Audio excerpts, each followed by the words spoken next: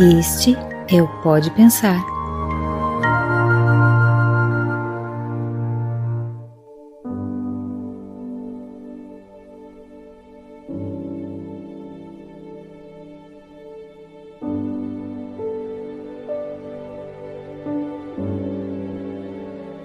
Olá, pensadores e pensadoras, estamos aqui para mais um episódio do nosso Pode Pensar.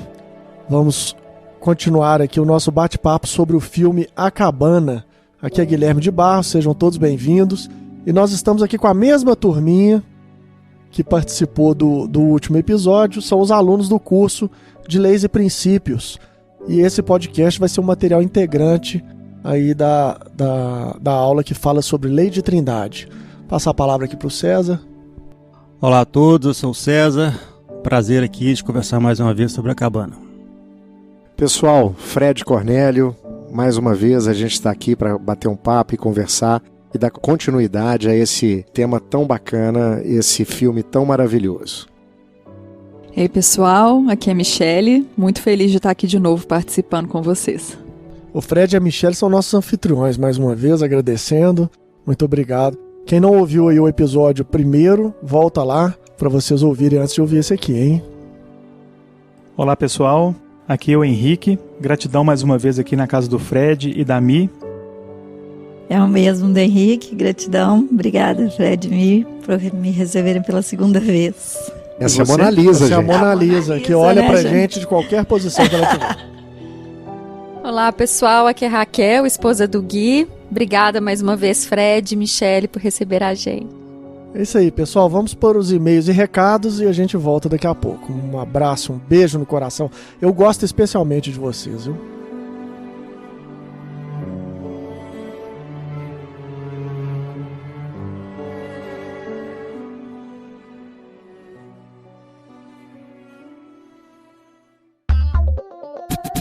Leitura de e-mails e recados.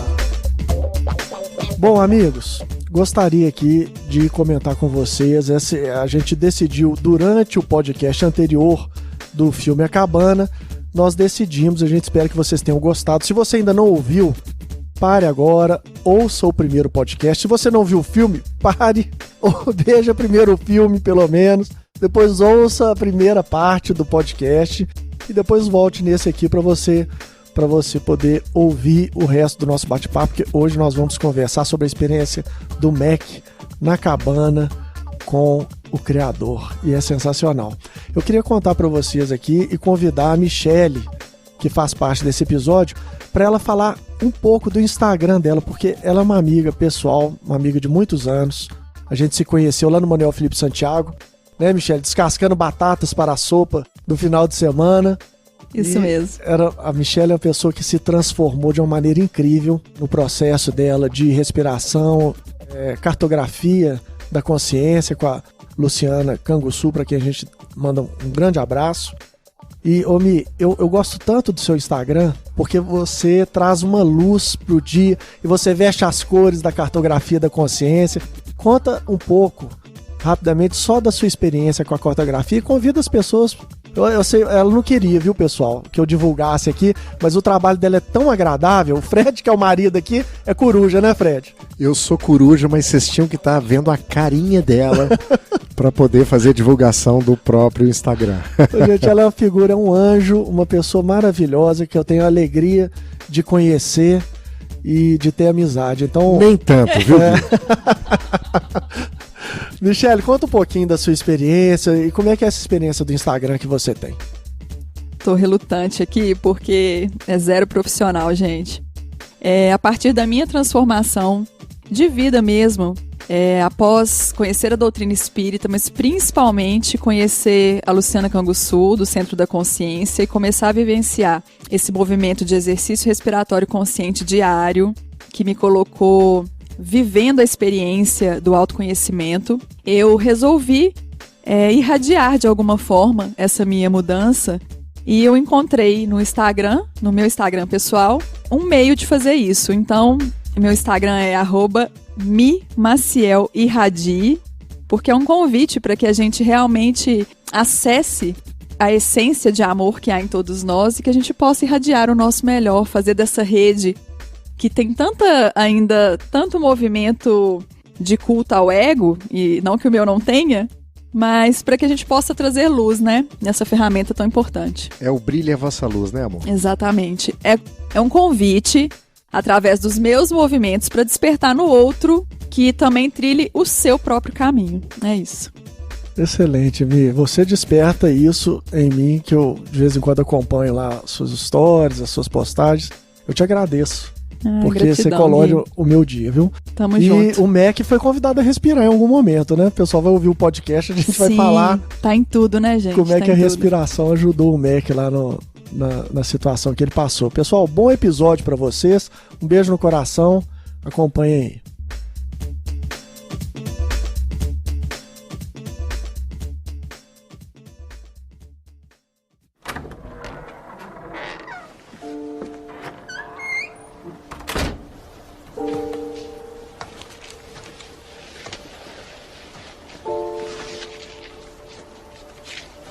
Você me trouxe até aqui e não tem nem coragem de aparecer.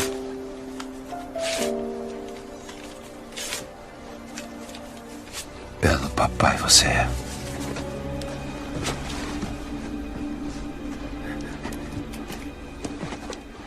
Tá frio aqui fora, né? Eu acendi a lareira se você quiser se esquentar. Vem, Mac. Conheço uma pessoa que vai adorar te ver.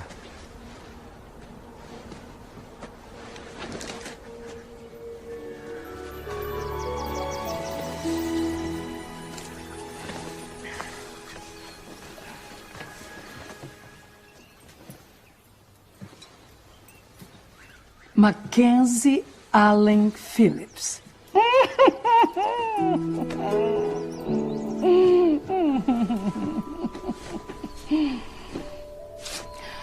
Ah, olha só. Finalmente está aqui. Eu conheço você? Não muito bem, mas podemos trabalhar nisso. Eu esperei muito por este momento, de finalmente ver você frente a frente. Posso pegar seu casaco? E a arma? Não queremos que ninguém se machuque, não é mesmo? Eu compreendo. É confuso, sim. Nós entendemos. Faremos isso nos seus termos e no seu tempo. Vamos às apresentações? Eu sou Ilúgia. Eu tenho muitos nomes, mas esse é um dos meus favoritos. Ou, se quiser, pode me chamar como a Nem me chama. Conhece a Nem? Ah, conheço. Muito bem. Está dizendo que você é... Eu sou. O eu sou? Eu sou o eu sou. Vejam só, já citando as escrituras. Já conheceu meu filho. Bom ver você, Mac. Seu filho. É claro. E eu sou Sarayu. Sara quem? Sarayu significa um sopro de vento. Sei. Então, qual de vocês é... Eu sou. E não faz ideia de como amo você. Sei. É um prazer conhecer vocês.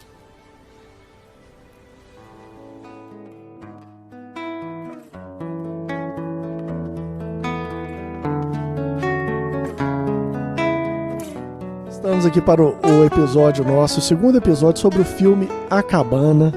E nós paramos num momento muito especial, que é quando o Mac finalmente chega na cabana onde ele é recebido pelo Criador.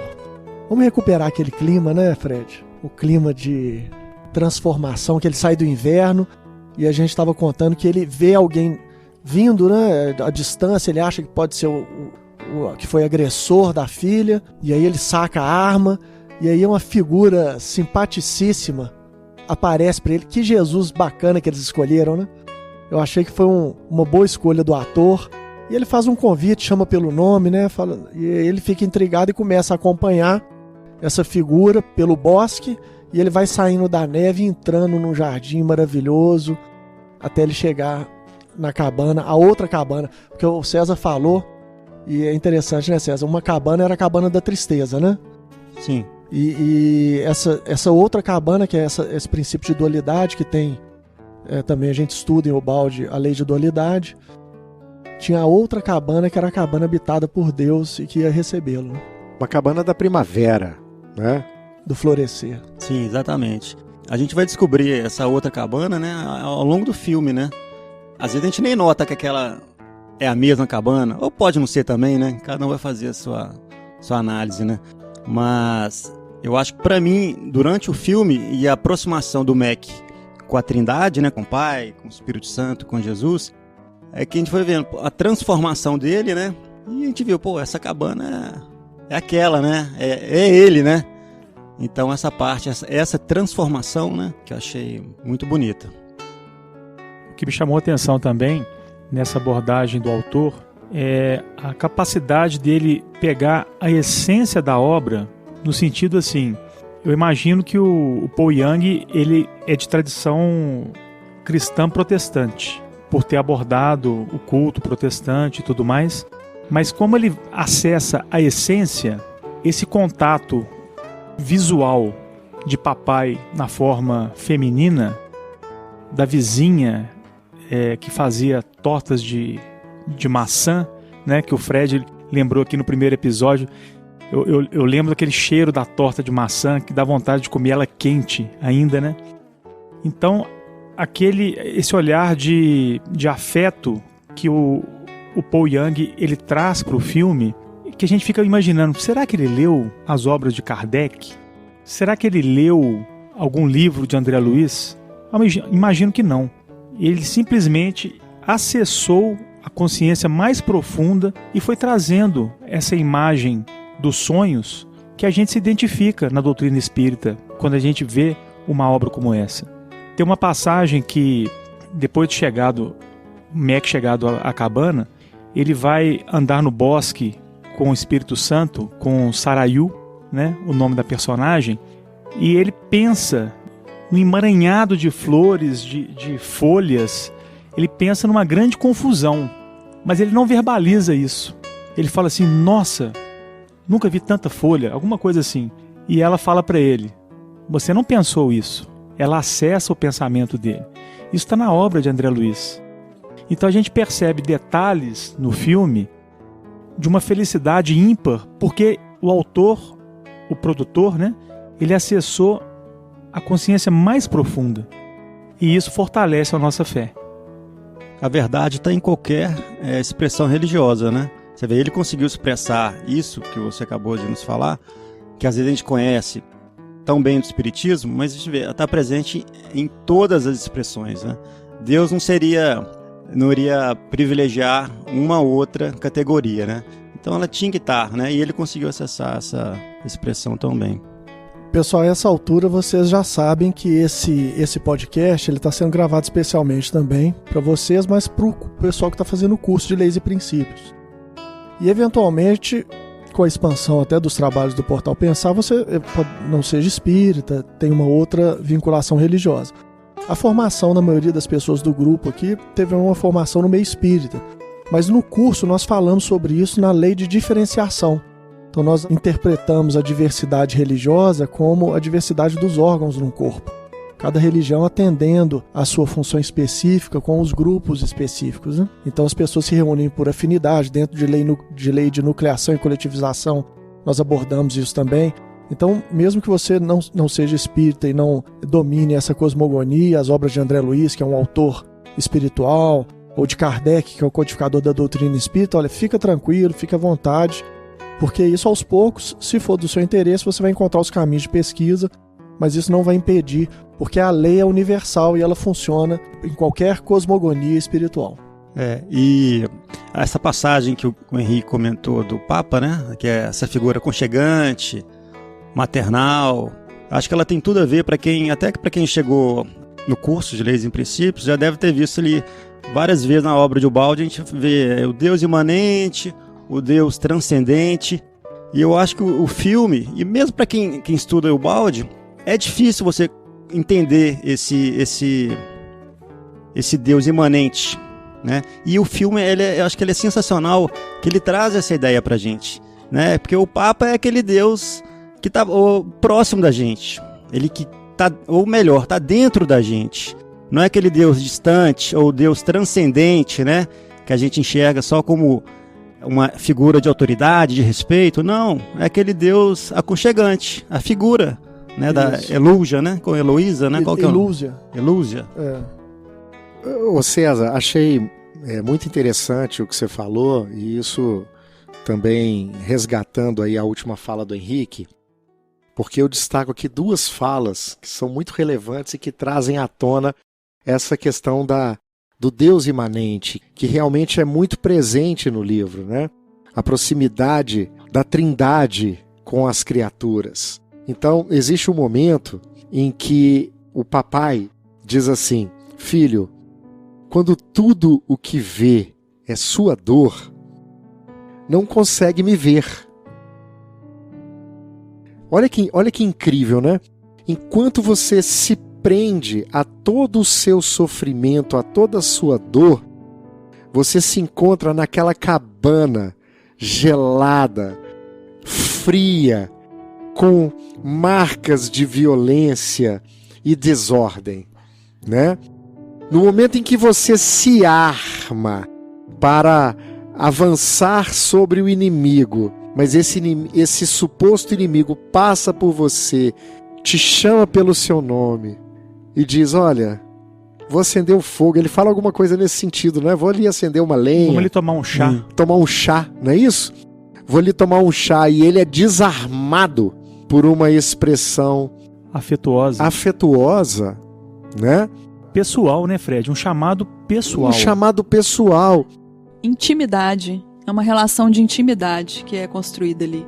Uma relação de intimidade que é construída. E aí, é nesse momento que ele então começa a seguir esse homem que o convida para tomar um chá, mas que não para convencê-lo. Ele recebe um chamado. Isso é sensacional. Como Pedro. Muitos detalhes, né? Como Fred? Pedro recebeu. Como os apóstolos receberam e largaram as suas redes e foram seguir os caminhos de Jesus. Inclusive, Jesus fala com ele, né? Eu não quero escravos, eu quero amigos. Essa fala foi sensacional. Exatamente, né? Que coisa incrível, né? E uma outra fala que eu também destaco, né? Que é quando então, porque quando você se encontra com o Criador ele é tão amoroso, ele é tão aberto, ele é tão pronto para poder te acolher, que ele aceita todos os seus questionamentos, ele aceita todas as suas dúvidas, ele aceita todas as suas revoltas, porque ele é o amor. Ele é o amor. E o amor não rebate, o amor acolhe, transforma. O amor sabe, conhece os caminhos, porque a ausência do amor é a ausência do percurso do coração, né? É a ausência da primeira percepção que a gente pode ter com Deus, que é a imanência. Ainda que relativa, é a primeira percepção e fundamental que o ser possa caminhar, sair daquela cabana fria e ir para a primavera de uma cabana florida, onde a Trindade te acolhe. Então ele questiona o Criador, né? E aí o Criador diz para ele assim: eu não sou quem você pensa que eu sou. Respostas às vezes tão simples, repletas de grandeza e de sabedoria. Simplesmente você não me conhece, cara. Você faz julgamentos baseados numa visão muito incompleta das coisas. Ela fala alguma coisa parecida com isso. Puxa vida. Tanto que ele se questiona se ele tá morto, né? Essa primeira fase dele na cabana é a do estranhamento, né? Que situação exótica é essa? Eu tô aqui realmente? Vocês são quem isso existe? Então ele passa ali e tem algumas tiradas até cômicas, né? Ele pergunta, eu tô morto? Eu tô morto, né? E tem umas situações interessantes, né, do cotidiano. Me chamou a atenção nessa primeira parte dele na cabana, é que a Eluzia tá fazendo um pão, né? Isso é muito simbólico, porque ela tá preparando uma receita, ela tá desenvolvendo alguma coisa. E a relação de Deus conosco é essa, é de desenvolvimento paciente, né?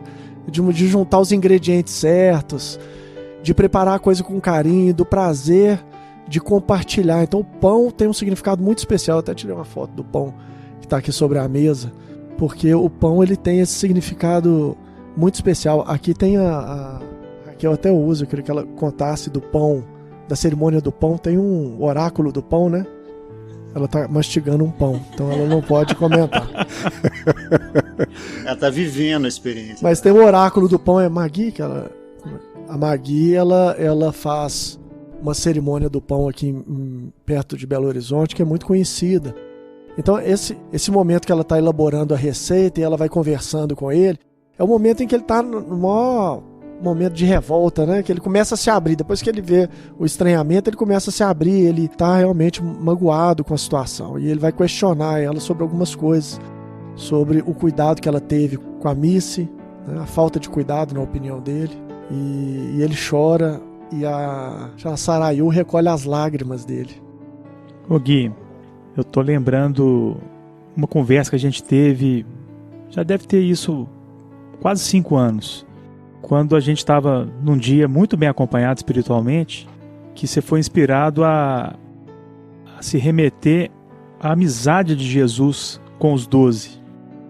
O que isso representa para a humanidade, porque muitos de nós nos remetemos a Jesus quando começa ali o messianato dele, as pregações, as curas.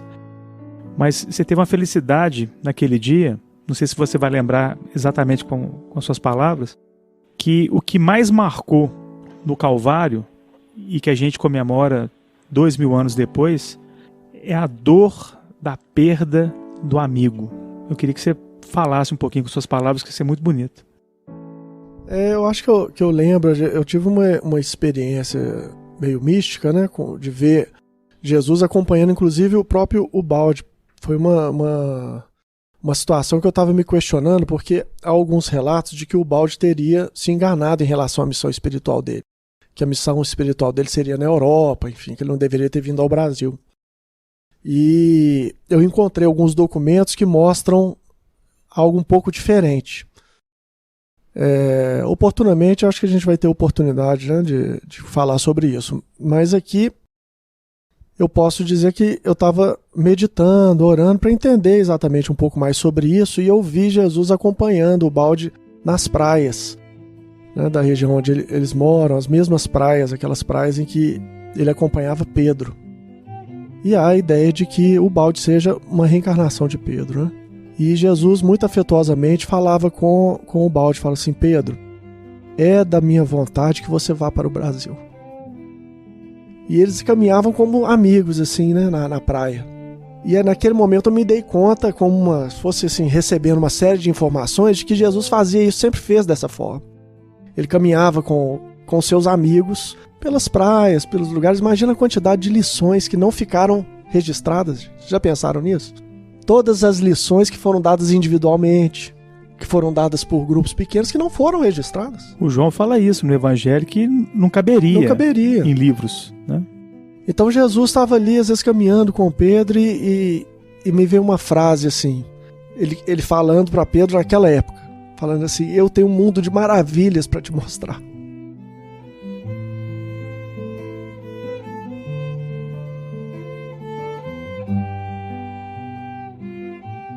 E aí a visão que me veio nessa época, Henrique, era que ele estava assumindo um compromisso pessoal com aquelas pessoas. E eles usufruíram do maior amor que eles podiam ver naquela época, acessar. Então quando Jesus partiu, o que restou neles foi saudade. E aí eles começam assim: nós temos que contar a história desse homem. Nós temos que contar a história, porque as pessoas não imaginam essa pessoa que esteve aqui. Teve um homem aqui, ele nos amou de uma forma tão intensa, nós temos que contar a história e transmitir o que ele falou conosco. Então vamos reunir, as pessoas começaram a contar umas para as outras. Então disso veio o conhecimento de que ele era o Messias mesmo, porque eles não concebiam um amor maior do que aquele. E Jesus acompanha Pedro até hoje. Então, pessoal, o balde é para nós um signatário desse amor primevo do Evangelho, né? Daquele amor original do Evangelho primitivo. Uma análise rasa, Gui, que eu faço é o que faria o balde na Europa, tão ressequida, tão apartada do cristianismo. E o Brasil, com essa revelação de Humberto de Campos, de ser a pátria do Evangelho, que nós ainda não conseguimos, de fato, vislumbrar com a nitidez necessária o que isso significa, apesar da obra magnífica, né, que é a literatura de Humberto de Campos, o livro de Humberto de Campos, Brasil, Coração do Mundo, Pátria do Evangelho. O Brasil, segundo essa obra, guarda a promessa de ser um celeiro não só material. No início do livro, Humberto de Campos diz, mas um celeiro de espiritualidade, né? No livro A Grande Síntese, há um destaque na introdução do Emmanuel para a importância da obra. Se qualquer pessoa se dedicar a ler algumas páginas, porque eu li poucos livros de Pietro Baldi, mas já li muitas partes, muitos textos, e realmente assim, é uma filosofia de altíssimo nível, uma filosofia com uma moral elevadíssima. Eu acho que o Brasil é o lugar de acolher, né, uma alma desse tipo mesmo. Agora, indiscutivelmente, nós temos caminhos a ser trilhados, né? Nós temos níveis de consciências diferenciados, nós temos momentos diferentes das próprias almas. E eu, que me sinto extremamente feliz por ter conhecido o Espiritismo e ser extremamente grato a Deus por ter me enriquecido com as páginas de Chico Xavier, posso dizer o mesmo em relação a Pietro Baldi, sem a menor sombra de dúvidas. Aproveitando que a gente está falando de Ubaldi, esse é um bom momento para a gente contar um pouquinho dessa visão da Trindade que o Ubaldi mostra na sua literatura, né? Então a gente se depara lá com a Elosia, né? O significado desse nome está no documentário que a gente colocou lá no curso também, que o César falou no episódio passado, do autor, né? Explica um pouco sobre esses nomes. Mas ela representa o aspecto do conceito, da ideia, daquele Deus transcendente. A Sarayu, que o próprio Jesus vai falar sobre ela, né? O próprio Jesus fala sobre a Sarayu para o MEC. Ele vai falar que a Sarayu é a criatividade, é a surpresa, né? Então a Sarayu, ela representa, nesse caso, o Espírito Santo, o aspecto dinâmico da criação. E Jesus representa o aspecto mecânico, que é o Filho, que é o resultado da obra pronta, é aquele que está próximo de nós, é aquele que se fez homem para poder nos dar experiência mais concreta de Deus. Então é muito tranquilo da gente observar isso, porque esse Deus conceitual é aquele que está preparando a receita, né? A Sarayu, ela está trabalhando no jardim, então ela representa aquele aspecto dinâmico. Depois ele visita o jardim, a gente vai entender isso melhor. E Jesus está preparando lá a coisa concreta, né? Que é a urna, né? Para receber a filha, digamos assim, selar aquele momento de transição, que é a experiência humana da morte, né? A cruz, né? O sacrifício, a dor. Então a gente tem esses três elementos presentes, eles são muitíssimo bem representados no filme pelos personagens, pelos diálogos e pelo que cada personagem realiza durante o filme. E a gente vai comentar isso aqui na sequência. Você que está escutando o podcast, eu queria só descrever o momento que a gente está vivendo aqui entre amigos, né? A gente está aqui na casa da Michele, do Fred. Tem uns jovens próximos aqui que estão brincando de skate. Um outro vizinho de prédio estava escutando uma música, uma melodia deliciosa. Então a atmosfera que a gente está sentindo aqui nesse momento é Sarayu. É Sarayu. É isso aí. Cada um de nós é um Cristo em potencial e Deus é o maestro dessa sinfonia, né, que é a vida. Eu acho que o César queria falar, não? Eu tô pensando aqui se eu vou falar, mas eu vou falar então.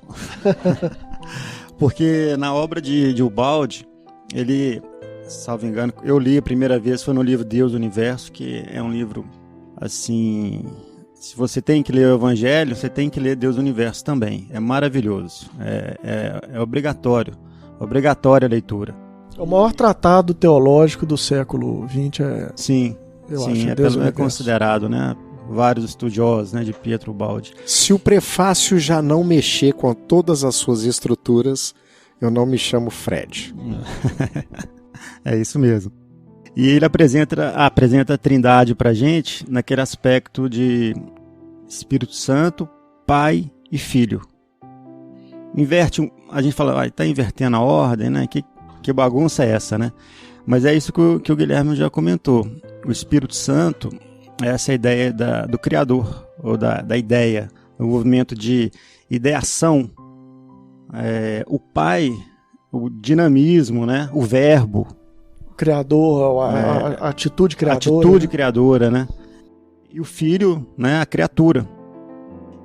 E o autor, o Paul Young, né? Ele não, imagino que ele não saiba isso, mas na figura da criatura, do Filho da Trindade, que é Jesus, né? Pra gente e também no filme, ficou muito interessante porque é o contato que eu acho que o Mac teve de entrada, né? De acessar a divindade. E acho que foi que a figura histórica de Jesus, né? Foi e até hoje pra gente isso também.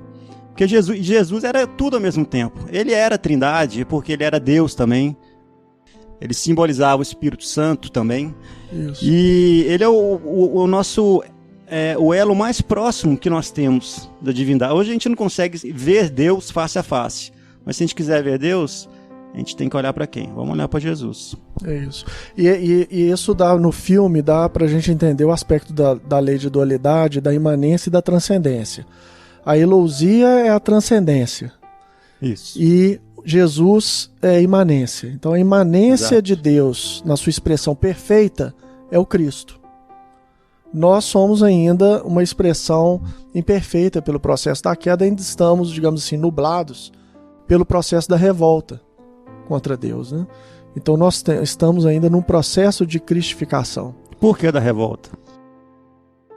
Pois Boa pergunta. A gente vai abordar a revolta no sentido do filme só, porque o contexto histórico, digamos assim, da revolta ele é muito amplo. A gente pode falar sobre a queda e tem até contando para a Mona, viu, Mona? A Mona é a nossa aqui, ela tá... A gente já indicou para você no episódio passado, ver lá a lei de Deus e a técnica funcional, né? Para entender sobre a queda e o processo do nosso afastamento de Deus e da contração da consciência, digamos assim, a gente sugere ouvir a série chamada Ouvidos ao Mistério. Ali a gente vai comentar bastante sobre o processo da queda e para nós o mais significativo é o seguinte: falta de perdão é um processo de queda. A primeira etapa para a gente se pacificar e se reunir de novo com Deus é aprender a perdoar. Esse talvez é o primeiro passo para um mundo de regeneração, é o exercício do perdão. Por onde começar? Começa pelo perdão. Perdoar a si mesmo, né? A gente falou sobre culpa em algum momento que das nossas conversas, não sei se apareceram no episódio ou informalmente, né? A culpa ela é representada ali pela filha do Mac, né? E pelo próprio Mac. Pelo próprio Mac também, né? Então a culpa ela é a falta de exercício de perdão próprio, né? Perdão a si mesmo, né? É a incapacidade, né, Gui, da pessoa ela não conseguir transcender o olhar, ela potencializa a dor nesse processo de culpa, de autoculpa, e ela se desconecta do Criador. Tem essa passagem que o Fred, agora não me lembro se foi no primeiro ou no segundo, né, episódio aqui do podcast, mas que quando a gente se prende na dor, a gente não percebe a presença de Deus. Isso mesmo. E é engraçado porque Deus está sempre presente. E ela fala assim: você pode não acreditar, mas eu sou boa. Eu sou bom. né? A gente duvida. A gente duvida da bondade divina. A primeira discussão dele com Deus é isso: você não é boa porque minha filha morreu, você deixou ela morrer. Né? Você errou. Como é que pode Ô Gui, eu tenho essa frase aqui. Você está tentando entender seu mundo baseado em uma imagem muito incompleta. O problema é você não saber que eu sou boa. Eu sou. A culpa nos deixa estagnados, né? Porque a gente fica naquela posição de eu não sou merecedor, eu sou indigno. Então eu fico num ciclo vicioso, estagnado na culpa. Eu não faço o movimento de melhoria. Então, o arrependimento, quando nós estamos em desvio de rota, é importante. Mas a culpa só te deixa parado. E aí eu ainda fiz uma associação à mulher adúltera.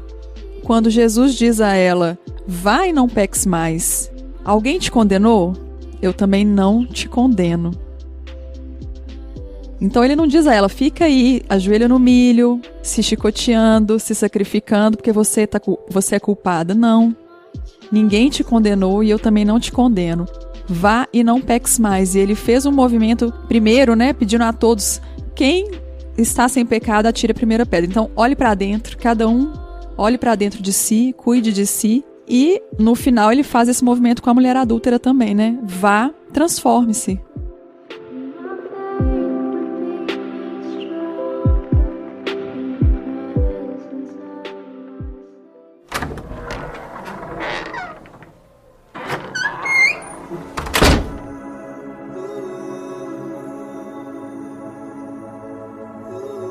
Você é quem diz que você é. Onde estava quando eu precisei de você? Meu Deus!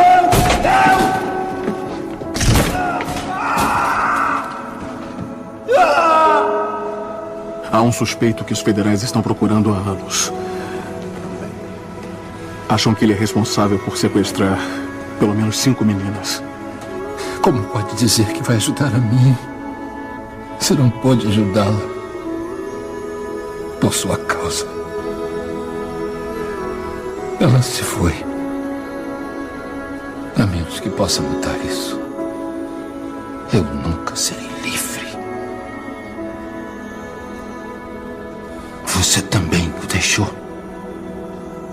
Parece que você tem um mau hábito de dar as costas àqueles que teoricamente você ama. Eu não sou quem você pensa que eu sou. Ele mesmo disse isso. Meu Deus, por que me abandonastes? Como disse isso? Depois de toda a dor e sofrimento no mundo, que bem pode vir de uma menininha ser assassinada por um monstro doentio? Não acredita que Deus é bom? Eu não acho que Deus ame direito os seus filhos. Ele matou a minha filha. Isso não foi ação dele. Ele não impediu. Deus não impede muitas coisas que causam dor a ele. Depois de tudo que senti em meu coração em relação a você, por que continua trabalhando em mim? Eu quero machucá-lo. Eu quero que ele sofra como me fez sofrer. Quero que você o machuque. Você não está preso porque não consegue. Está preso porque não quer.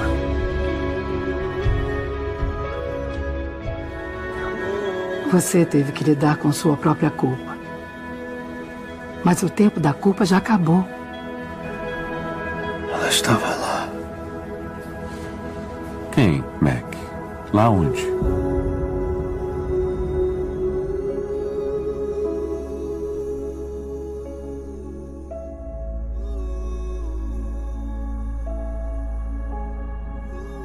A situação dele é tão difícil, pessoal, avançando um pouco mais na história, que ele não dá conta.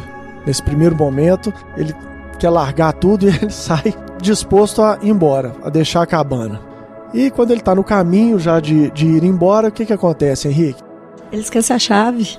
Ele se depara com Sarayu na trilha, ele meio perdido ali, né? Olha que isso é simbólico, hein? Ela falou uma coisa, ele esquece a chave. Em psicologia seria um ato falho. Não foi, né? É isso mesmo, até a chave para fugir das situações tá nas mãos de Deus, né? Tá com o dinamismo da vida, né? Ela então dá uma escolha para ele, né? É. E o que é bonito também, né, Gui, é o convite que é feito com a total liberdade. Se você quiser ir, pode ir. Mas se você quiser ficar mais um pouco, você vai participar de uma celebração maravilhosa no dia seguinte. Eles escolheram uma atriz espetacular, ela é linda, né, cara? Ela é fisicamente bonita, ela tem uma energia boa, ela faz um convite para ele tão delicado e ela tá meio que brilhando na hora do convite, né, cara? É muito sensível, né? É uma energia de envolvimento. Energia criadora mesmo. É interessante, Gui, você tá falando da escolha dos atores, né? A gente tinha ali uma negra americana, o Mac, ele é australiano, tinha uma oriental, Jesus meio árabe, né? Meio árabe. Então tinha um temperinho, uma pintadinha de cada canto do planeta, né? E tem uma brasileira, porque Deus é brasileiro, cara. É verdade, Fred. A sabedoria é brasileira. Eu não tinha lembrado disso. Hein? Sensacional. Bom, aí é interessante, porque ela faz esse convite e ela então ingressa no jardim junto com ele. E como a gente falou aqui, o jardim ele é meio confuso, né? Eles usam esse termo, selvagem e confuso. E aí ela fala o seguinte com ele, ela fala assim: eu estou no meio de tudo o que você vê como confusão, trabalhando por você. Ela chega a expressar que o que ele estava vendo no pensamento dele era a cabeça, era a mente dele. Tem um momento, né, em que eles estão ali trabalhando o solo do jardim e de repente ela chama atenção para uma raiz que era venenosa. Olha, cuidado que ela é venenosa, né? Aí ele se assusta com aquilo e quer jogar fora. Ela, peraí, calma. Você tá achando que o veneno é uma coisa ruim? Ela introduz um conceito importante que vai sendo desenvolvido dali pra frente. Exato, porque isso tem a ver com o julgamento do bem e do mal. A sua visão, a sua tradução do que esse filme, do que sobre esse filme diz, que você disse lá no primeiro episódio, né? Você acha que esse filme fala da dor, né? Você fez essa tradução. Fred, então quer dizer, você acha que a dor é uma coisa ruim? Exatamente. A questão da visão maniqueísta, né, Fred? Isso. E é o que ela fala da visão incompleta. Você tem uma visão incompleta. Então ela está completando a visão. Exatamente. Né? A dor depende. Se isso for combinado com outra coisa, é um medicamento maravilhoso, né? Isso pra gente, pessoal, na cosmogonia de Ubaldi, esse jardim, ele representa a criação no seu aspecto antissistêmico, a criação decaída, que está sendo reorganizada pela presença de Deus imanente na criação. Então, a Mona aqui, nós vamos pegar ela porque ela está chegando agora e é uma oportunidade maravilhosa para a gente contar para ela essa história. Ô, Mona, você lembra da parábola do filho pródigo? Sim. Então, o que acontece?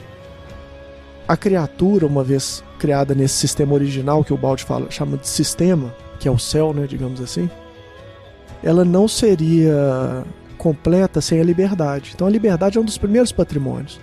E Deus, como tem que ter todas as qualidades e as virtudes em nível máximo, tem também a humildade em nível máximo. Então ele perguntou para a criatura: o que você acha? Parte da criação virou assim: não, me dá aqui a minha parte da herança, porque Deus só podia criar deuses, né?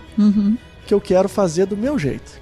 E aí isso é simbolizado também na cosmogonia judaico-cristã pela fruta do bem e do mal. É a criatura se colocando no centro da criação, tirando Deus do centro e se colocando no centro. Por isso que a gente tem a visão incompleta, entendeu? Com isso, a gente começou a disputar espaço com o Criador. Por isso que a visão de Lúcifer: eu vou ser maior do que você. A gente então, parte da criação caiu, contraindo a consciência, e caiu na matéria. Então a matéria é o receptáculo desse movimento de revolta, e o processo evolutivo é o desdobramento, de novo, de reconhecimento e reconexão com Deus. É o filho pródigo, vendo que comia com os porcos, perdeu, gastou toda a herança, se distanciando do pai, e ele então se toca e fala assim: olha, até os servos na casa do meu pai viviam melhor do que eu. Então ele, caindo em si, decide retornar e voltar para o reino, que é a sua destinação, a sua verdadeira herança. Então ele começa a retornar e o pai, vendo de longe, corre ao encontro dele. Então essa é mais ou menos a cosmogonia. Então ali o jardim ele representa esse processo de desordenação, porque a ordem existe no sistema. No antissistema é a luta de um com o outro, todo mundo querendo ser Deus. E isso vai ser abordado, né, Fred? No filme. No filme, ela diz assim pra ele, né? Essa confusão é você. Depois ela vai falar pra ele, você quer ser o juiz? Você quer ter o julgamento do que é bom e do que é ruim? Do bem e do mal? Você quer fazer julgamento sobre aquela pessoa que sequestrou e matou sua filha sem você conhecer toda a história dele? Sem você saber todas as nuances? Né? E aí nós vamos chegar nessa parte, tem coisas maravilhosas também, né? Deu pra entender, Mona? Não vamos adiantar, não. Vamos chegar. Vamos devagar, que tá gostoso, né? Ô Gui, eu lembrei aqui também, olha que interessante que me veio aqui. Na obra Nosso Lar, ditada por André Luiz, quando o médico, no plano espiritual, ele tem a permissão de retornar até o lar terrestre para visitar seus familiares, ele se depara com uma cena de que não havia mais referências dele na Terra, os retratos, os objetos já tinham sido todos trocados e a sua esposa já havia se consorciado com um novo marido. E ali ele entra num processo assim de perturbação que é muito semelhante a essa cena do Mac, que ele vai caminhando num processo contínuo de iluminação de consciência, e nesse momento aí ele se desespera. Aí papai fala para ele, você quer passar pelo julgamento novamente? É muito semelhante esse insight que tem na obra, né? É isso mesmo, olha só as coisas que ela fala com ele no jardim. Isso eu achei uma coisa assim delicada. Ela tá realmente interessada em saber a opinião dele. Tem até aquele momento na mesa, né, que eles falam, mas vocês já não sabem tudo isso? Isso, aí ele fala assim, nós queremos ver o mundo com os seus olhos. A humildade divina é isso, ela não tá querendo dar uma lição de moral nele. Ela tá realmente querendo entender como que ele pensa. Então ela pergunta para ele, você é bom em definir o que é bom e o que é mal? Aí ele pensou, aí ele fala, dá a resposta dele, não, bem é o que me faz bem, é o que me deixa feliz, mal é o que me faz sofrer, alguma coisa nesse sentido. Ela fala assim, Mac, o problema é que todos insistem em bancar Deus. Deveria ser sempre uma conversa entre amigos. E o desentendimento acontece exatamente quando eu acho que a minha versão é melhor. Não, isso é bom. Ela chama atenção, Gui, no aspecto de que o discernimento dele está baseado numa percepção incompleta, num julgamento próprio das situações, né? E ela questiona, você já errou alguma vez no seu julgamento? Alguma vez você já discerniu e depois chegou à conclusão de que o seu discernimento foi equivocado? Né? E quando o seu bem bate na porta do outro como mal? Né? Então essas questões vão sendo levantadas. E aqui, Fred, o nosso portal é de filosofia. A gente não gente, o trabalho é tão monumental para entender o balde que não deu tempo ainda da gente visitar os outros filósofos. A verdade é essa.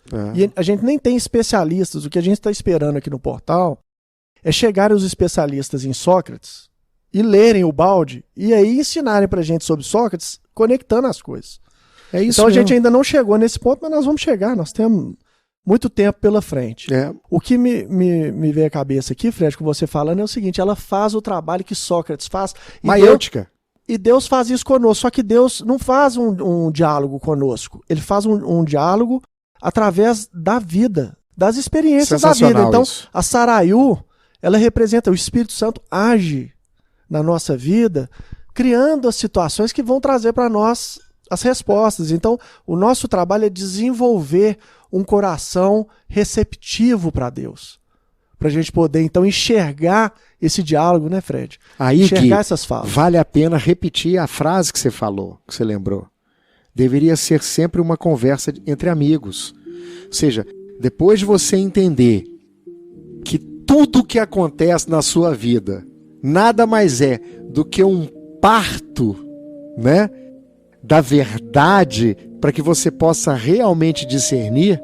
Entrar no banquete do filho pródigo. Entrar no banquete do filho pródigo, voltar para a casa do pai, né? Vestir a túnica nupcial, né? No fundo, o objetivo é esse, é que a gente saia da desordem, da confusão, da guerra e se entregue a um propósito de ter uma conversa amistosa, simples, generosa, sem a arrogância e a prepotência de querer ser o julgador, o dono da verdade, né? Me corrijam se eu estiver errada, mas tentando traduzir aqui para minha visão, trago de novo essa ideia do ego como centro e não mensageiro. O ego, colocado como centro, ele divide, ele separa, nos afasta do nosso centro que é de união. Deus é união, então a gente está estagiando aí nesse piso onde o ego ainda domina e nos fragmenta.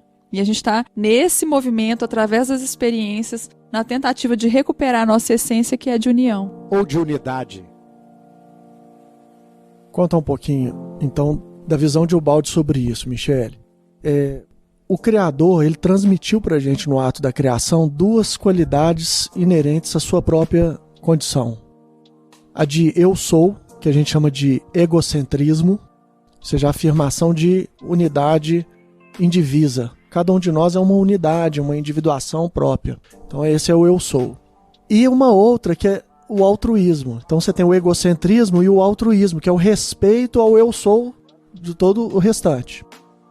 O que aconteceu no processo da contração da consciência, Mona, dessa revolução, é uma dilatação indevida do egocentrismo, que é representada pela comer da fruta proibida. Ou seja, Deus falou assim, você pode fazer tudo, o espaço é livre de criatividade, você só não pode achar que você é maior do que os outros, que você consegue definir tudo, porque você não tem a visão geral. Então você não pode comer essa é a única coisa que você não pode fazer. Não deve. Não é que não pode, você pode. Não deve, porque se você fizer isso, você vai morrer. Morrer significa sair do sistema. Morrer significa perder a consciência, certo? Porque o sistema é plena consciência. Então, nesse processo de egocentrismo dilatado, nasce o egoísmo. Aí o ego, Michele, passa a ser uma ferramenta que Deus vai trabalhando onerosamente no processo evolutivo e do qual nós vamos retomando e recolocando ele na sua dimensão correta. Então, se a gente pega, por exemplo, o ego na lei de conservação do animal, na fase hominal, ele passa a ser desproporcional. Por quê? Nós aprendemos a lei de conservação. Então, esse é um outro tipo de revolta. O Mac tinha uma determinada revolta com Deus, que era em questão que ele não protegeu a filha do mal, mas tem uma outra revolta que é muito comum, que é o seguinte, Deus me deu os dons, né? Me deu, por exemplo, a sensualidade, ou me deu a possibilidade de uma vida material rica, eu não posso usufruir disso porque é pecado, é errado. Então a gente fica naquela luta. Isso aí, gente, tem uma cena do filme, O Advogado do Diabo, que é perfeita, que ele começa a debater, Deus é um fanfarrão, porque ele te dá determinadas coisas e depois te proíbe de usar. Então, você fica ali e você não sabe como que você se comporta. Então, no animal a gente aprende a se preservar. Aí você quer preservar a sua família já na fase hominal, você começa a resvalar no egoísmo, que ele é antissistêmico do ponto de vista coletivo. Nós estamos vivendo uma fase assim na humanidade.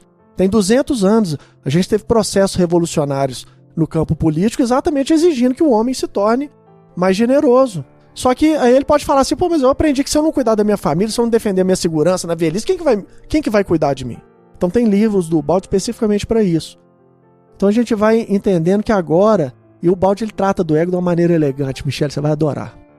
Ele fala o seguinte, o primeiro ego é aquele do indivíduo, eu tenho que me proteger, cuidar de mim mesmo. Aí ele dilata um pouquinho esse egocentrismo, esse egoísmo, aí ele já fala assim, eu vou cuidar da minha esposa, dos meus filhos. Aí ele dilata um pouquinho mais o egoísmo, não, eu vou cuidar também do pessoal do time do Galo, porque o Galo é um time bacana, então todo mundo que torce pro Galo, o cara estiver com a camisa do Atlético, ele já fica assim, esse cara é do bem, não é assim?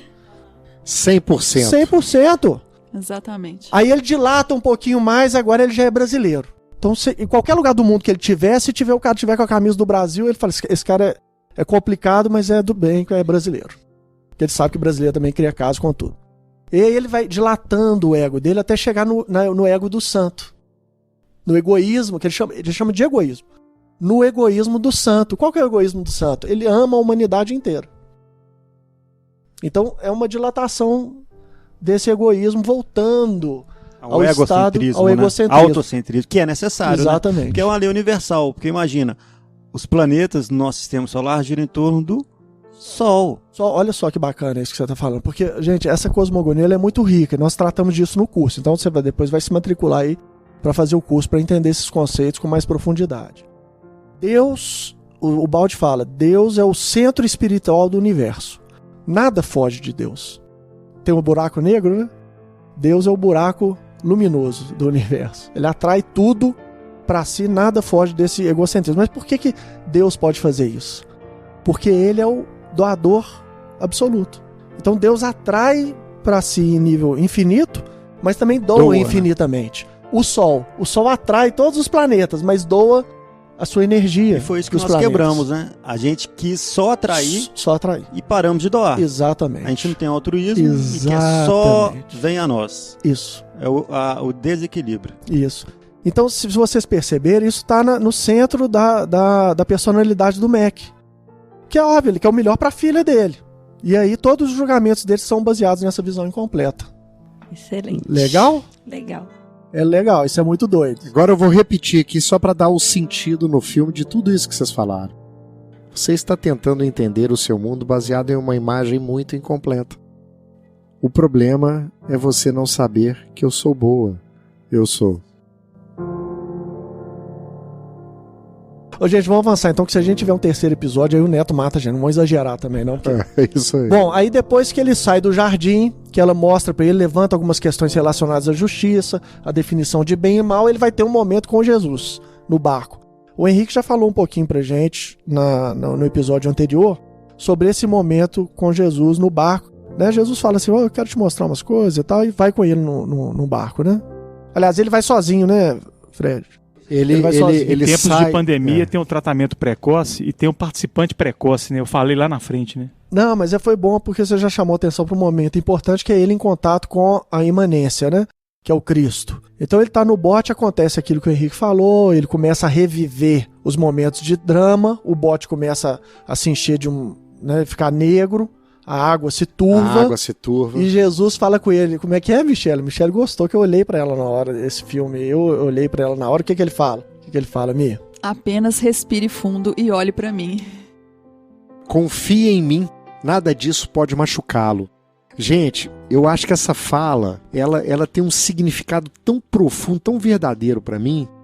Vou te falar assim, com toda honestidade, pessoal, uma das coisas mais incríveis que eu aprendi é não acreditar no que eu estou sentindo e pensando, sabe? Porque não tem nada mais magnífico do que você ter a convicção de que a verdade não tem a ver com essa estrutura egóica que a Michele fala. De que só Deus existe de fato. É, exatamente. Ou seja, existem momentos em que a vida está tão ruim, em que as coisas estão tão difíceis e tão detonadas, sabe? E que você está tão machucado. E de repente existem outros momentos em que você está tão pleno e tão feliz, sabe? Tão tranquilo. Hoje, a minha experiência de vida, a minha experiência de ser em processo de crescimento, de descoberta, me diz que eu não devo acreditar em nada do que eu sinto, em nada do que eu penso como sendo absolutamente verdade, mas como sendo indicadores de um estado momentâneo. O barco representa isso, não é, Fred? De uma verdade relativa. Tá navegando pelas águas, matéria, né? Eu não preciso negar a minha dor, mas eu não preciso me entregar e ficar preso a ela e ficar com a mão no pescoço, como ele diz, né? Por outro lado, eu também não preciso me iludir com sensações que me possam ser prazerosas como sendo a verdade da vida. Não é isso? Então, ou seja, é o caminho. O semeador saiu a semear. O reino de Deus é como um grão de mostarda, a menor das sementes que se torna a maior de todas as hortaliças. O reino de Deus é o processo. Então, quando você para no processo, e é importante parar para aferir, para entender, para traduzir, para crescer, para assimilar, para buscar o discernimento relativo, justo, mas relativo. Então, acredito muito nisso. Então vejam bem, né, essa experiência dele. E Jesus vem caminhando sobre as águas. nos relembrando o Evangelho do Cristo, superando a matéria, as ilusões, superando tudo aquilo que não é real, para estabelecer aquilo que de fato é real. Respire fundo, olhe para mim, confie em mim, nada disso pode machucá-lo. Eu não vou a lugar nenhum. É bonito demais, né, cara? Meu Deus. É pra chorar, né, gente? Ô, Fred, é muito bonito. A gente se alimenta com a mente em desequilíbrio, a gente se alimenta da dor, da raiva, do shopping. A gente vai julgando um monte de sentimento, um monte de valores superficiais e momentâneos, achando que vai nos abastecer de alguma sorte. Henrique, nós somos seres, pela condição de queda, carentes. Vazios. A nossa existência é a carência. Vazio no sentido, a gente sente um vazio existencial. Porque nós abandonamos um ambiente, um organismo de equilíbrio e plena nutrição e de repente nos encontramos num lugar onde precisamos preencher e nós estamos nos alimentando da lavagem dos porcos.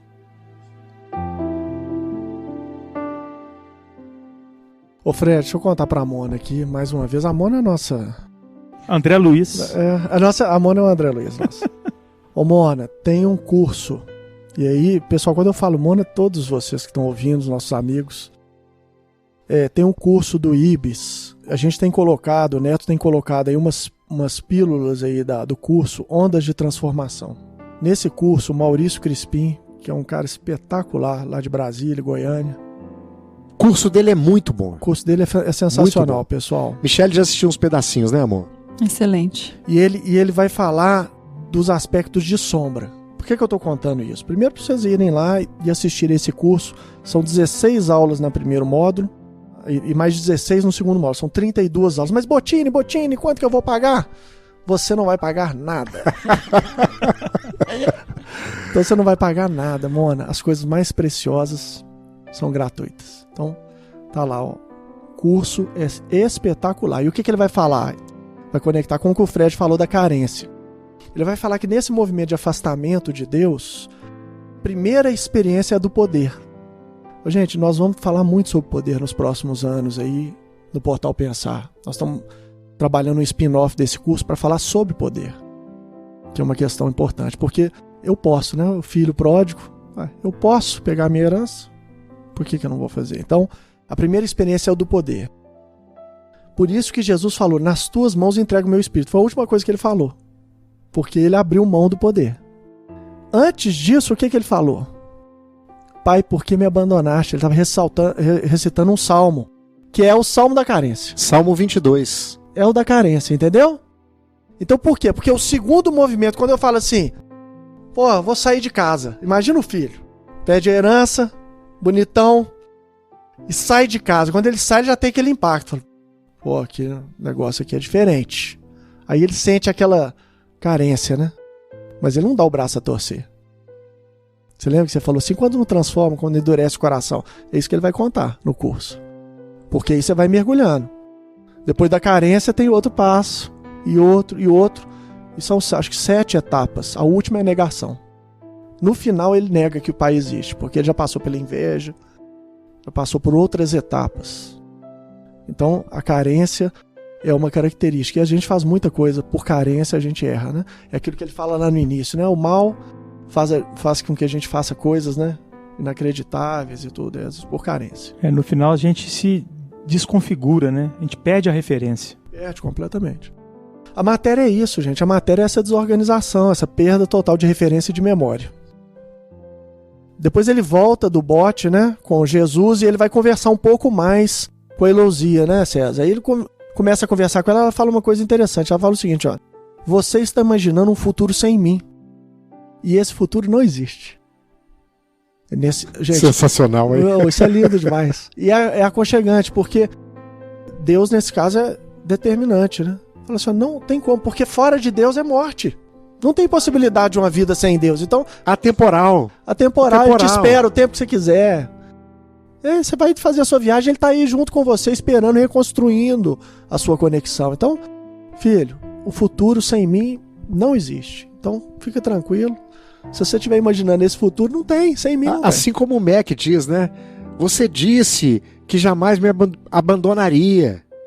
Eu falei, sério, confia em mim. É isso mesmo. Uma coisa muito interessante do filme é isso, né? É você poder perceber nessas frases simples quanta profundidade, quanto conceito, quanta filosofia, e quanta verdade, quanto amor existe por trás, cara. Ô Fred, eu já assisti 3 vezes, depois daqui hoje vou ver de novo. Aqui, quando Jesus fala assim, eu não te abandonarei, isso também tem a ver com o processo de queda nosso, porque à medida que a gente se apropria do processo de retorno espiritual, a gente vai pensar em relação aos outros que nos cercam, a mesma coisa que Jesus pensa. Eu não vou desistir enquanto não tiver a última ovelha no redil. Acabou. Então, você simplesmente não arreda pé. Porque não é divertido de outra forma. Não é legal. Nós estamos com o tempo curtinho, não estamos? Vamos falar da sabedoria, pô? Então vamos lá. Sabedoria é legal, pô. Depois que ele conversa de novo, ele pega o bote, vai de novo lá, Jesus vai levar ele para visitar e fala assim, agora eu não posso ir junto com você, mas nós estamos juntos, de alguma forma. E aí ele vai e conta isso aí, Fred, porque isso pra mim, eu até falei com vocês... A caminhada é individual, mas é solidária. Foi a parte mais importante, né? O caminho é pessoal e intransferível, né? Isso. Mas é solidário. E aí ele vai dentro de uma montanha, né? Ele vai dentro de uma montanha. Né?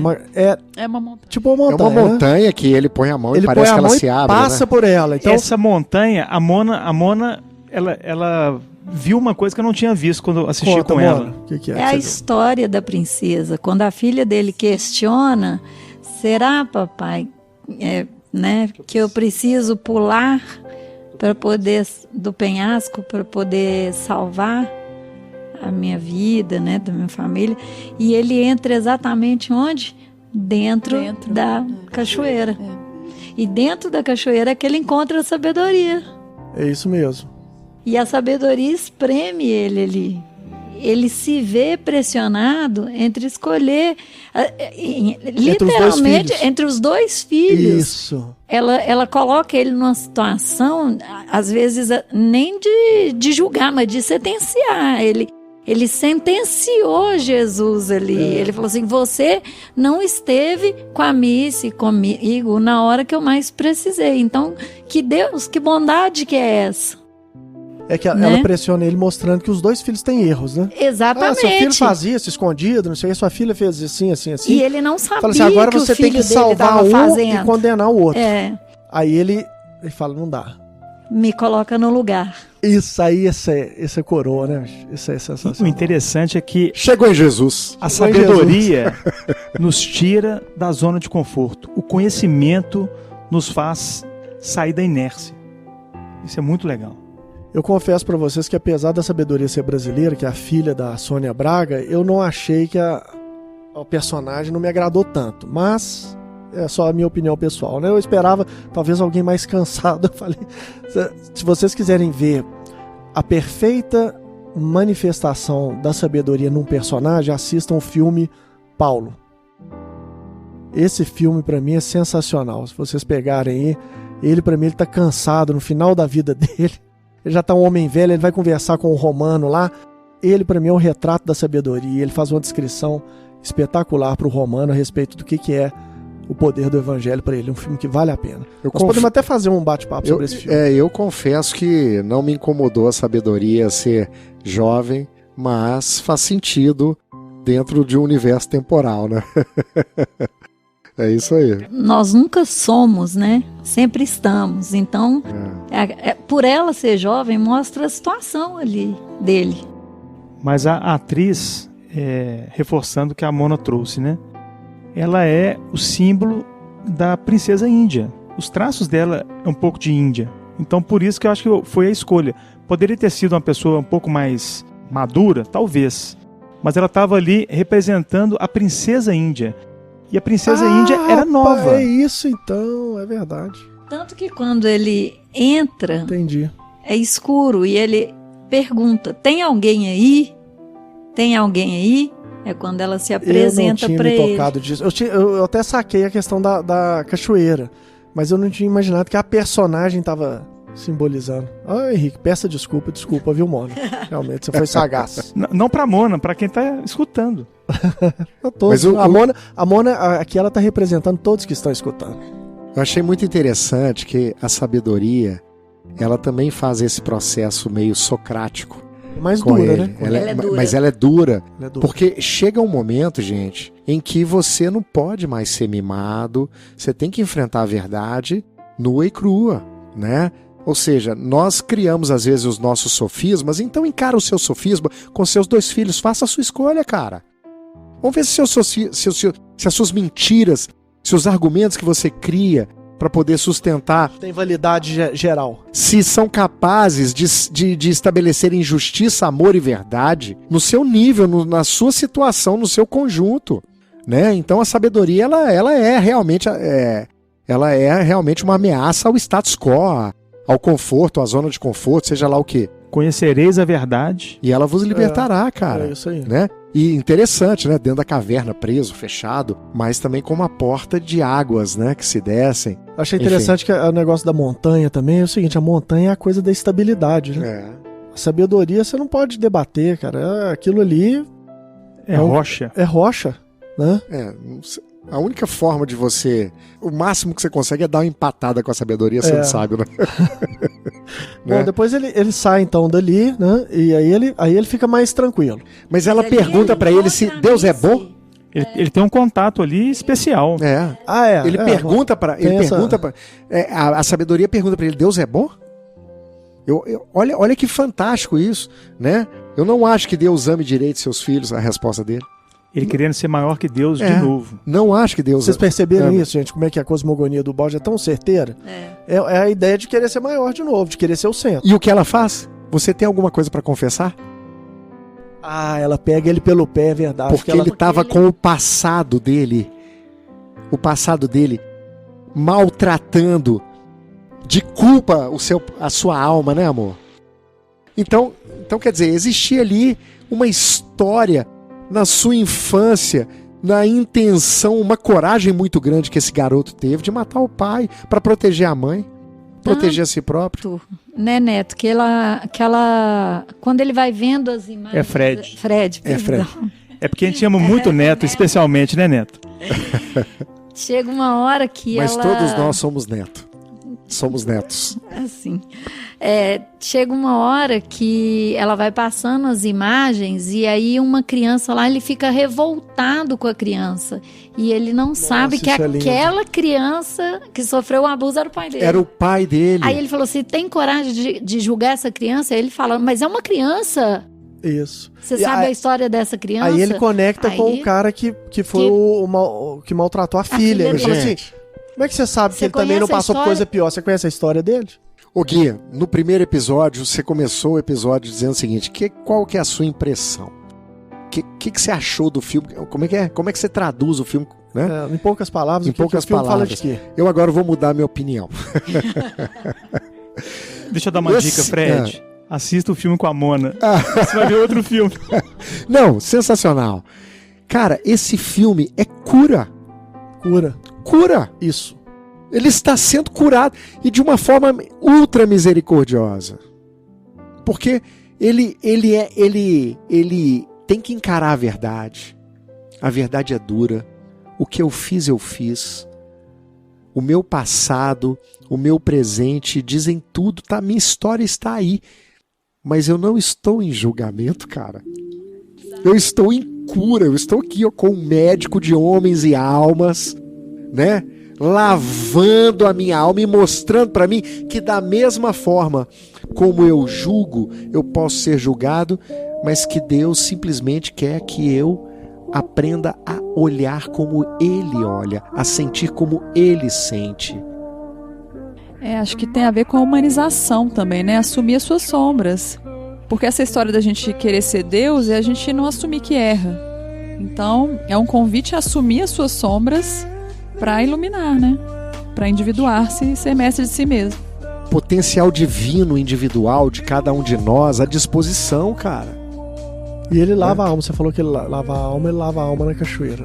Ele se banha na cachoeira, depois de poder encontrar com a filha. Ver que ela estava bem. E a filha não poder vê-lo, ou seja, ela não sabia que ela não poderia vê-lo, mas ela sabia que ele estava ali, e ele testemunhar uma grande verdade que simbolicamente pra gente é o quê? É a ordem, é o sistema, é estarmos em plenitude, na plenitude possível dentro da condição evolutiva de cada um de nós, enquanto não pudermos nos integrar, né, verdadeiramente a Deus, mas ela estava bem e feliz, e muito bem e feliz, né? Ou seja, eu não pude enterrar a minha filha. Aí nós vamos para a parte seguinte, né, Fred? Puxa Só vida. para encerrar esse episódio da caverna, e aí tem uma coisa interessante na obra de Ubaldi, que é o seguinte: o filme, na verdade, não explica uma coisa bem, porque não tem condição, eu acho, né? O autor talvez não tenha ainda tido condição de ter o contato com esses conhecimentos que a gente tem com o Ubaldi, não acessou ainda isso. Que é a questão da origem do mal e da dor. Porque o que ele faz é, basicamente, ele vai falar com ele, falar assim, mas se você vai remontando a esse processo de dor, de vingança, de mal, né? Então, o mal, aquele criança está passando por um mal, foi o pai que fez, então gerou um resultado ruim, mas e o pai?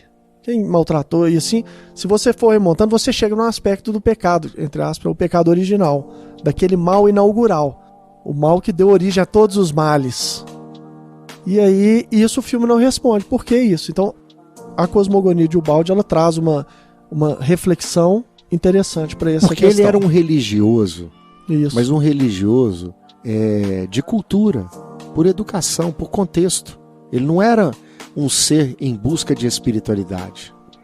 Então é isso. Aí eu sugiro para vocês, para entender esse aspecto, né, do mal original, assistirem esses episódios do Ouvidos ao Mistério, que a gente vai tratar bastante disso. Gente, vou falar só mais um pouquinho, porque eu acho que eu já tô falando demais. Nosso ouvinte genérico, amor. No post anterior, o César falou uma coisa, que a cabana é a gente, né? Nós temos uma cabana. Que a gente tem uma cabana interior. Então, assim, é um questionamento meu, tá? O mal e o bem, ele tá dentro da gente. A gente que escolhe o que a gente vai colocar para fora. E ele, né, no meu ver, o Mac, ele teve a oportunidade, ele teve a decisão, né, a escolha dele. Qual cabana que ele escolheu?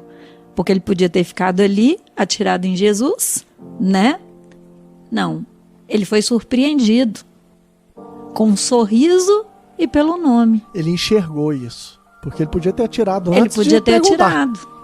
Né? Porque ele foi lá por vingança. Então, quando ele foi chamado pelo nome, que bom que você veio, Mac.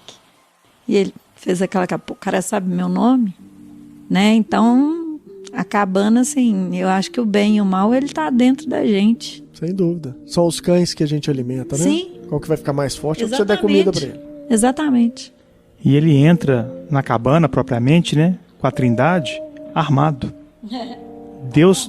Deus convida ele a se sentar, tirar o casaco e desarmar. Maravilha. Bom, depois que ele tem então essa experiência, aí vem a parte, o desfecho do filme, né? Quem quer falar aí? Contar qual que é o desfecho?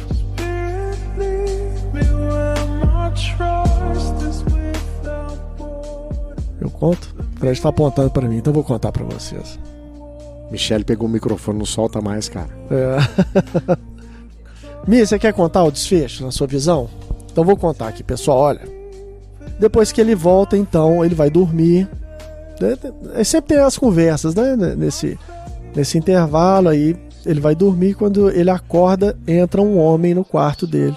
É um ator conhecido, índio americano, né? Um índio americano. Ele tá excelente nesse papel. O papel dele é curtinho, mas ele tá muito bem. E aí ele entra, logo o Mac entende que é a Elosia, né? Na forma de um homem. E ele fala assim, hoje vai ser brabo, bicho. Hein, Fred? Vai ser punk. Hoje vai ser punk. Você precisa de uma companhia paterna, cara.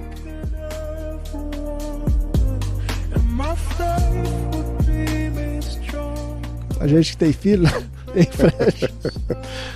Gente, vocês tinham que ver o olho do Gui aqui agora. A gente que tem filho, cara, é o pai que chega e fala, seu filho, isso vai ser difícil, mas...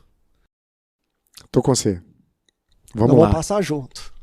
Vamos encarar essa. Que é o desafio do amor, né? Incondicional. E a experiência de... Essa é a experiência necessária para você poder sentir Deus, né? É ser convidado verdadeiramente. O Baldi, ele fala sobre a dor, ele fala uma frase maravilhosa. Ele fala assim, abrace a dor, que é a única coisa de real e concreta que você tem. Instrumento de evolução. Acho que ele fala assim, a única coisa que você tem de real na sua vida é a dor. A gente não compreende a dor ainda, né? Não, a gente não tem noção, cara. No portal também a gente está estudando as mensagens, as grandes mensagens de Ubaldi. Agora está na mensagem da ressurreição, né? Isso. Daqui a pouco isso também vai fazer parte, né? E a mensagem maravilhosa, e é o eixo da mensagem, eu acho que é o eixo da obra de Ubaldi. Ele fala assim, compreenda a dor. E tem gente que acha que, poxa, eles falam da obra de Ubaldi, até mesmo da doutrina espírita, vocês gostam muito de sofrer. Não tem nada a ver. Mas o Ubaldi, ele detalha a dor de uma maneira tão minuciosa, tão completa. Ele quer o quê? Isso é por amor. Ele falou, gente, para de sofrer, mas eu estou explicando, é para parar de sofrer. Eu não quero que vocês vão ao encontro da dor. Eu quero que vocês fujam dela, mas compreendendo a lei. Né? O que falta a gente compreender a lei. Aquela passagem em que Jesus vai para o jardim a fim de orar e antes de ser entregue por Pedro e tal, Pai, afasta de mim este cálice. É o ensinamento do Cristo para nós, né? Pai, afasta de mim este cálice, porque nós não devemos buscar a dor como um meio de caminho, como evolução, como o processo para a gente. Mas ele completa, mas seja feita a tua vontade, não a minha vontade. Veja como existe aí a questão do equilíbrio, né, orgânico do sistema. Afasta de mim este cálice, mas seja feita a tua vontade, não a minha. Ou seja, a necessidade do sujeito não acreditar que ele deve buscar os seus processos pelos meios, pelos caminhos da dor, mas a dor faz parte do despertar da alma, da consciência e dos caminhos evolutivos, enquanto o ser não tiver condições de ser autor do seu próprio destino. Né? E Fred, e uma vida, dito isso no diálogo com o papai, Mac e papai, uma vida só de prazeres é uma vida de ilusão. A vida vai ter obstáculos, vão ter momentos de dor. Não cabe a nós escolher o que vai surgir no caminho. Mas o que vier no caminho a gente tem que encarar. Ela cita que ninguém está livre de passar, né, pelo que ele passou. E aí eles vão caminhando, o papai fala com ele que para curtir o caminho, o processo, né? E aí eles chegam... Aproveita a jornada. E eles chegam então lá no local onde simbolicamente é que está escondido, né, o corpo da filha. E aí o pai senta com ele, fala assim, agora... E aí ele entende, né? Ele fala assim, não é possível. Você não quer que eu perdoe ele. Acena com a cabeça, né, Fred? Fala assim, eu quero. Ele também é meu filho. Eu acho que ele veio representado, o pai ali, o masculino, a figura masculina, veio representada na figura da pessoa, do agressor. Vocês já pensaram? Nossa, um plot twist aqui é mesmo. Eu sempre pensei nisso. Pode Ele ser. veio representado, como na primeira fase, ele veio representado pela mulher que acalentou ele. Na figura do pai, ele veio representado como o agressor. Tanto que ele faz ele perdoá-lo, né? Realmente, eu não havia pensado nisso. Raquel... Nossa, a Raquel não falou nada nos dois episódios. Ela economizou a fala até agora. Nós vamos regravar pra saber as sacadas Mas que ela faz teve. todo faz sentido. todo sentido, cara. O Po Yang mandou um zap pra ela ali que eu vi. A Raquel vai tomar Você banho. tem o zap do Paul Young. Ela tem, o Paul Yang contou pra ela essa história. é mencionado... Ele ainda tá tirando onda pelo aqui, óbvio. É mencionado pelo policial, quando eles estão no acampamento, o nome e a característica do agressor que já tinha feito... Há 5 anos, tantas crianças, 30 crianças. Pode ser. Quando ele surgiu, eu falei, é ele. É porque não é um semblante. Por que você não me contou, Raquel? Eu ia falar que essa ideia foi minha. Olha que absurdo. Mentira, era minha. Era minha. Gente, não se esqueça que a Mona Lisa me mostrou um outro filme. Pode ter sido dela também. Bom, mas é isso. Então, aí tem uma parte linda, né, do filme que ele então vai, recolhe o corpo. Faz sentido mesmo, né, Raquel? Porque é a única hora que ele se manifesta em forma de homem. Não, faz sentido, sem dúvida. O Gui, você falou do momento de recolher o corpo da filha e de enterrá-la, né? Porque ele não havia enterrado. E é muito bonito que desde o início do filme, quando ele é convidado, onde é que tá Jesus, né? Tá na marcenaria. Tá na marcenaria, tá lá fazendo alguma coisa, um trabalho. A Sarayu tá no jardim, preparando, né, o jardim. Exatamente. E quando ele volta, o que acontece, Fred? Conta aí, Gui, conta aí. Não, você conta. Não, eu vou chamar a atenção para um aspecto, porque eu acho que eu nunca vi um caixão tão maravilhoso, né? Uma obra incrível de marcenaria, de borboletas, um caixão maravilhoso. Sem quina, sem prego, sem emenda. Mas que significa verdadeiramente a cura do pai que não pôde ver a filha no final de sua trajetória na vida física, né? E de enterrá-la no seu jardim. Que Deus já estava preparando, né? Ô, gente. Isso aqui... Haja coração, hein, César? Haja. Deus já estava preparando tudo, né, cara? Os três, né, já estavam preparando. Deus, no seu aspecto trino, já estava preparando tudo. Assim, é muito bonito. O Fred foi no ponto, né? É um filme de cura. E é impressionante a felicidade do autor de colocar tudo isso, porque em várias partes do filme ele nos convida a olhar para dentro.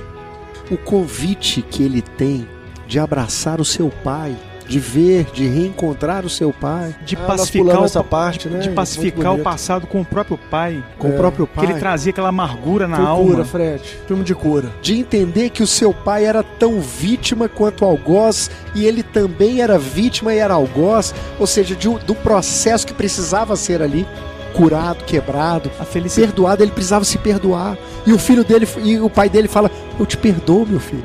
Eu espero que você também me perdoe." Não, a felicidade do pai. Você se transformou num pai que eu não consegui ser. E aí, a gente participou de um estudo no Evangelho outro dia que dizia que a crucificação é libertação porque vem nos mostrar que é esperado, que tudo isso é esperado. Nós estamos no processo de evolução. Então, nós estamos no caminho de melhoria. A dor, a cruz, nos liberta porque nos mostra que a gente não precisa sentir culpa. A gente tem que entregar que nós estamos passando por tudo que estamos passando porque é fenômeno da natureza. Nós estamos em evolução. Permitir que o homem velho seja crucificado e um homem novo surja, né? Jesus é o filho do homem, ou seja, é o resultado desse processo evolutivo. A dor é a antessala da renovação. A paixão de Cristo é a antessala da ressurreição dele. Então, assim, a mensagem do Cristo foi essa, né? A paixão há, mas há a ressurreição. Isso é fato, né? Agora, o autor, o Paul Young, para escrever um livro desse, né, e depois a adaptação do filme, é muito legal ver a história dele. Então veja um documentário, ele passou por um processo de extrema dor. Ele fala, ele é o Mac. Entendeu? Então aquele livro... Os 11 dias foram 11 anos, né? Sim, foram 11 anos que ele teve um processo de separação duro com a esposa. E agora, ele foi abusado sexualmente na infância, né? Tinha uma relação conflituosa com o pai. Então, aí que ele cria toda essa ideia da fachada, né? Ele falou: eu fui fachada a minha vida inteira, ele comenta no documentário.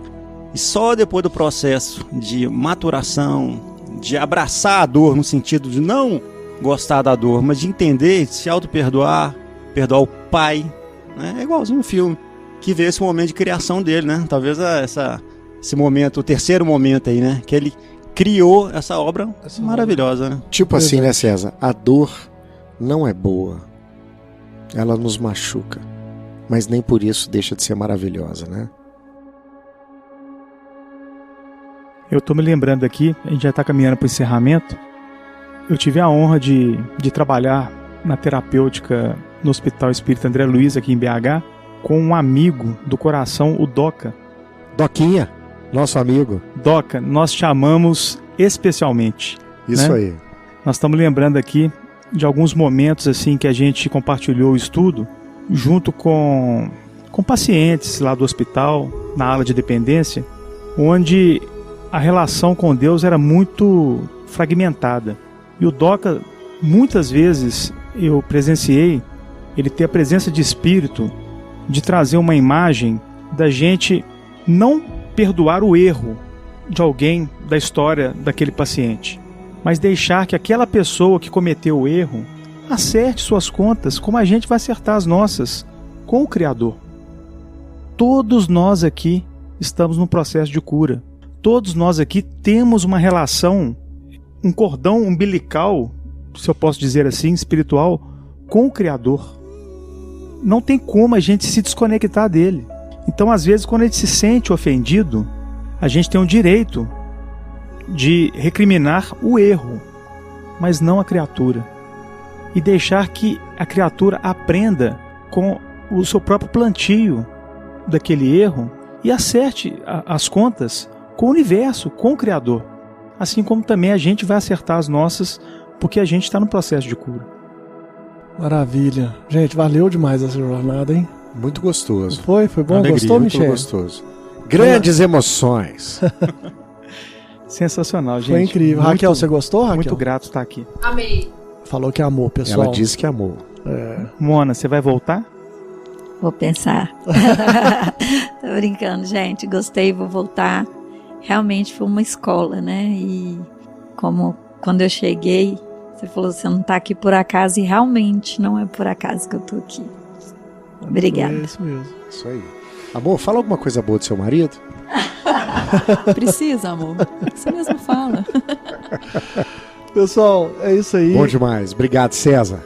Valeu, César. É um prazer. Obrigado. Ô, César, a você, queremos te gente. ouvir mais na próxima vez, viu, César? E a Raquel, né? A Raquel vai deixar esses plot twist. Não, mas a Raquel, quando fala, ela destrói, né? É. Pessoal, olha, espero que vocês tenham gostado. A turma aqui da primeira turma de Leis e Princípios gostou de participar. É um presente, um agrado, um carinho que a gente deixa para os colegas. Nós estamos gravando com os próprios alunos, é isso. A gente mesmo faz o curso, a gente mesmo ensina, aprende, reflete. Então fica aí esse presente para vocês, para os nossos ouvintes do Portal Pensar. Entre no curso lá de Leis e Princípios. Vocês vão gostar bastante, e na aula sobre Trindade vocês já podem pular essa tarefa, né? Essa aulinha aí, porque vocês já ouviram o episódio. Agora, no curso nós vamos ter, talvez, aí, eu vou ver se o Álvaro sente a necessidade de fazer os comentários dele. Se ele achar que deve complementar, vocês vão encontrar também o áudio de comentários aí do Álvaro, vão encontrar as anotações que o Álvaro fez, que ele pegou todos os principais trechos, as falas, e transcreveu. Então isso vai estar num documento para vocês acompanharem, à medida que vão ouvindo o podcast, vocês vão ticando lá as falas, vai ser divertido. E é isso, gente, nós estamos numa viagem incrível, nós temos um mundo de maravilhas para apresentar para vocês. Deus abençoe todos vocês, nós amamos todos vocês, especialmente. Um beijo grande.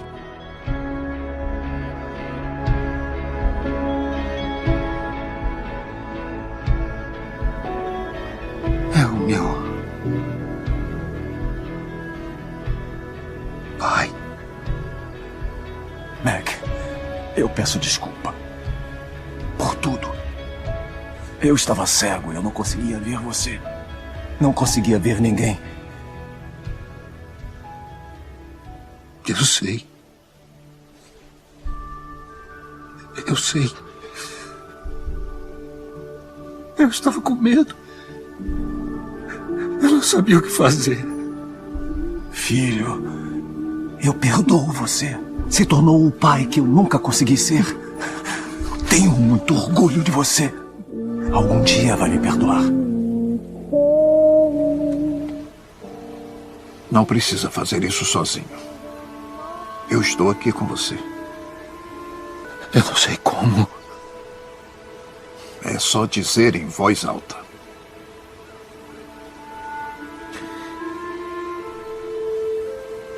Eu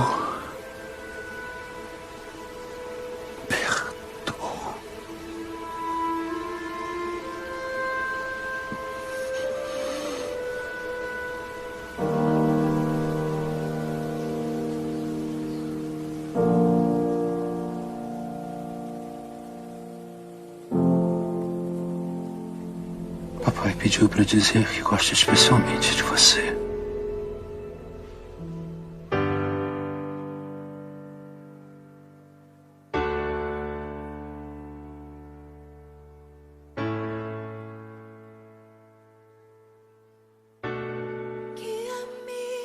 Que em tudo em ti confie, sobre as águas eu